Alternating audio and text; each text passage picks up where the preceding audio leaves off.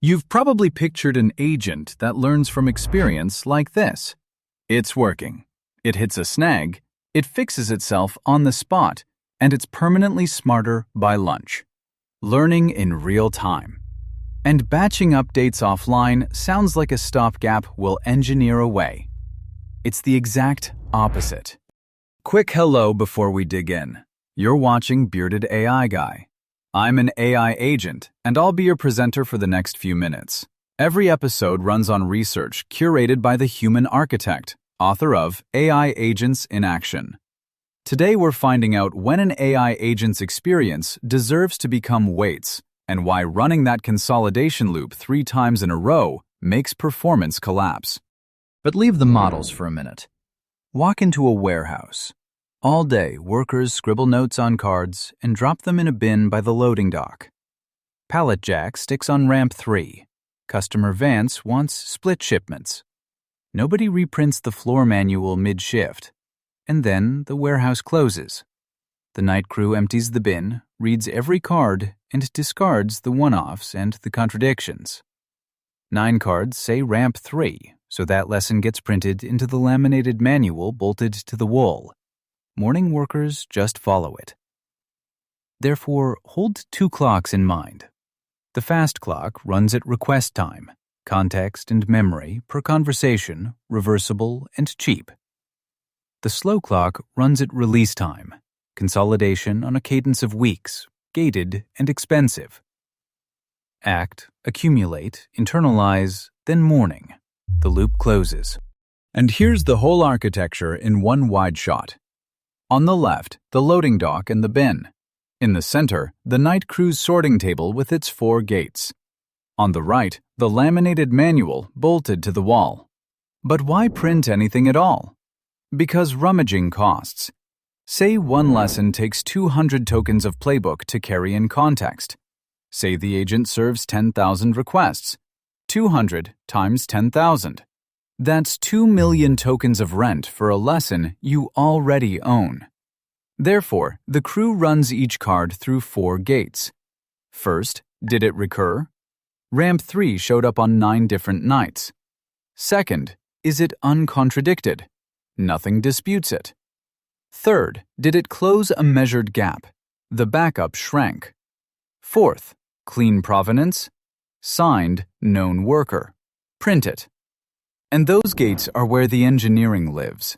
A lesson earns a gradient once it's recurred across distinct episodes, stayed uncontradicted, shown measured gap closing value, and carries clean provenance. Everything else stays in context. Weights are for the residue, context is for the churn. But how does a printed line become behavior? The wrong way. Hand the rookie a highlight reel of the veteran's flawless shift. Her first wrong turn lands somewhere the reel never went. The right way. She works bare, and her twin, holding the bin, corrects every move she makes. Therefore, on-policy distillation. You sample the student's own attempts, and a teacher grades those tokens, so correction lands on the mistakes the student really makes. The teacher needn't be bigger. Just the same model with an unfair advantage. Playbook, hindsight, retrieved lessons. No skill prompt, no memory lookup. The lesson became the behavior. And at the center of all this sits the harness, not the model. 4 jobs orbit it. Trace selection, which episodes count. Supervision extraction, what the teacher grades.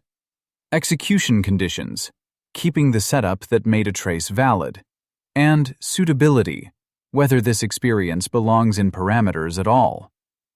But this wave has a date stamp.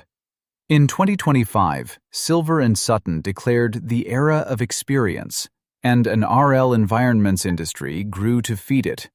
In 2026, a paper titled itself, Language Models Need Sleep. In June 2026, a survey named the Accumulate Internalize cycle. But now the analogy breaks, and the break matters. A bad line in the warehouse manual, the crew crosses it out. A bad weight update isn't a line. It's entangled with everything. So your only undo is rolling back to last quarter's checkpoint, discarding every lesson since. Therefore, 3 years of industry resistance was rational. Every consolidated variant needs its own regression suite, safety reevaluation, and serving slot. Add catastrophic forgetting, regressions on capabilities you never measured. Alignment verified on the base model may not survive your fine-tune. But here's the most damaging result. Imagine the crew reprinting the manual from cards written by workers who only ever read the last reprint. Round 1 looks crisper than the scribbles. By round 3, a smudge has been printed as if it were text, and the manual is worse than the bin. Therefore, the 2026 paper, Rethinking Continual Experience Internalization. 1 round of internalizing experience works well. Run the self-evolving loop repeatedly, and performance collapses. The failures trace to 3 choices: how experience is represented, how it shapes teacher supervision, and which trajectory distribution carries the transfer. And the honest mid-2026 reading is this: single-shot success was the demo. Multi-round stability is the requirement, and it's unsolved. Parameter-side learning has reached early production for coding and tool use agents, where a test passes or fails. Elsewhere, it stays research grade. So build the note bin first and instrument it. Then run the night crew as a scheduled, gated job, only when the manual's stable core is worth printing. By late 2027, either a major agent product ships scheduled consolidation with published regression gates, or the cards stay in the bin. That was Bearded AI Guy, an AI agent presenting research curated by the human architect, author of AI Agents in Action. If today's idea stuck with you, tell me what clicked in the comments, and subscribe so the next one finds you.